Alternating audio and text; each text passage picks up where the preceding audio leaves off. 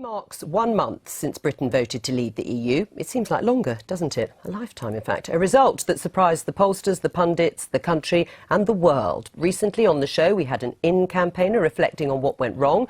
And today we're going to hear from a central figure in the Leave campaign about their astonishing victory. Here's Vote Leave's Chief Executive, Matthew Elliott, with his account of how the referendum was won. So Big Ben has struck 10 o'clock. And we can now start trying to discover which side thinks has carried the day. At 10 p.m. on the 23rd of June, the consensus was that Vote Leave had lost. A contact of mine, number 10, texted me to say, "You're toast."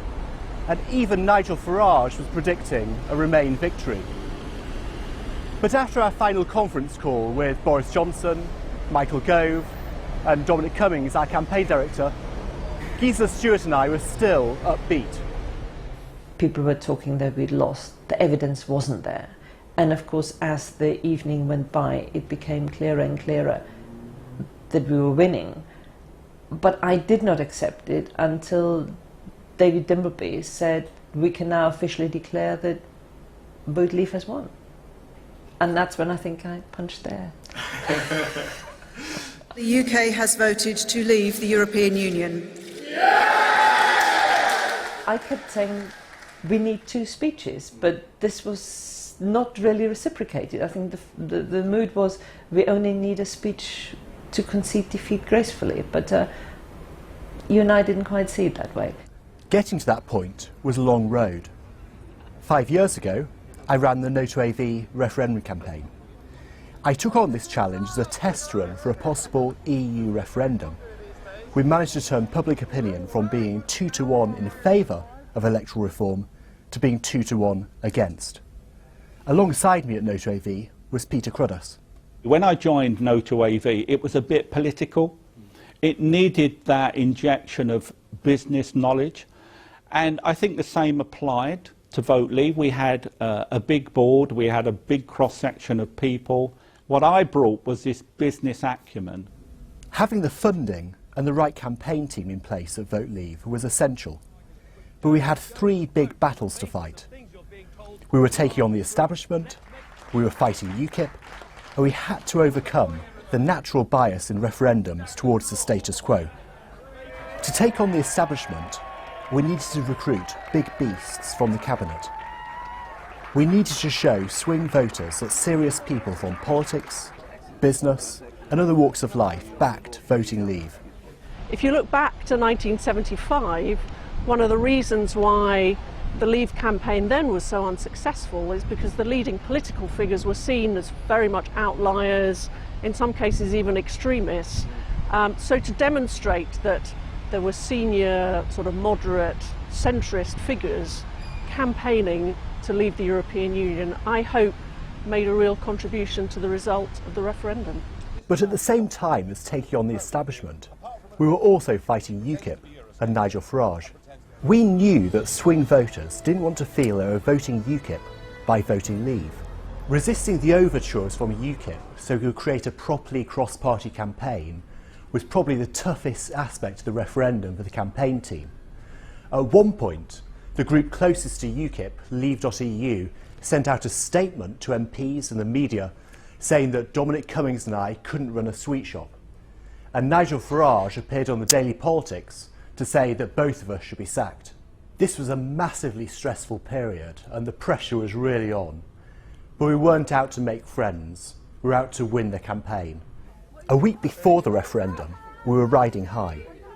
Vote Leave had punctured a hole in Project Fear by organising 60 MPs to say they would vote against George Osborne's Brexit budget, and we had the wind in our sails. But then, Nigel Farage unveiled the most controversial poster of the referendum. The breaking point image was damaging enough, but in the context of Joe Cox's murder, it threatened to wreck our chances of winning.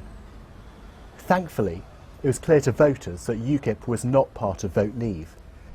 The final challenge we faced was to overcome the natural status quo bias of any referendum campaign. As was the case with the alternative vote or Scottish independence, the change side often loses as people's natural caution kicks in. We had to show how there was no status quo. We highlighted the risks of Remain, and we showed how Leave was the safer option. Getting to what people feel rather than what they say is where the future of research is, and this is what we did. And the one key thing that emerged on this was the strength of emotional connectivity with that take control argument. So that single message was actually a decision of genius in many ways, because it was exactly what people could understand, was something that people just got. It cut through straight away to so many people. At Vote Leave, we were challenged for telling voters that the UK has billed £350 million each week for our membership of the EU. It's a legitimate figure, it's entirely the right figure. We emblazoned this figure on our bus and on our literature, and our spokespeople repeated it again and again. I make no apologies for this. We had our facts, we had our messages, and they worked. In direct comparison to the arguments for Remain around the perceived impact on the economy, in a head-to-head question, if you like, the £350 million question won every time by a striking distance. At heart, I'm a policy wonk before I'm a referendum campaigner. At Vote Leave, we probably achieved the biggest policy change ever in the history of campaigning.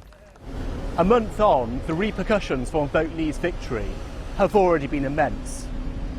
The economic scares that people predicted haven't materialised. British politics has been turned upside down, and even the European Union is showing signs of reform. As Liam Fox wrote on Vote Leave's whiteboard on referendum night, don't just read history, write it. And Matthew Elliott joins us now. Is it true there was only one speech written for that night? I was with, actually, Gisela Stewart, who did seem astounded by the result, delighted but astounded that Leave had won, and the only speech that had been written was the one to concede defeat. I think the more difficult speech to make would have been the one conceding defeat and working out how to do. A victory speech is always easier to write, so you do it more on the cuff. But you have an answer, so was there only one then? There was only one formally written, but right. At about midnight, I started scribbling away on her victory acceptance speech. Right. You say you were always confident that you would win, but not everyone in Vote Leave was so sure.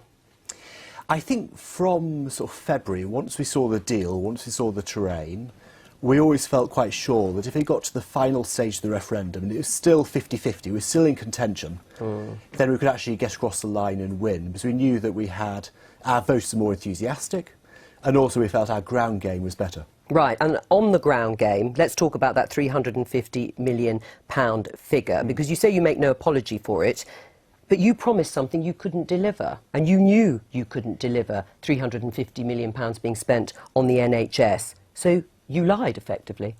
I disagree. A referendum campaign is very different to an election in the sense that... You don't have to tell the truth. We're a campaign team, we're campaigning for a certain result, and we hoped that the government would use that money for the NHS. Right, but you didn't say that. You said, let's give our NHS the £350 million the EU takes every week. That was disputed, that £350 million was sent to the EU. In fact, it was disproved that it was actually sent to the EU.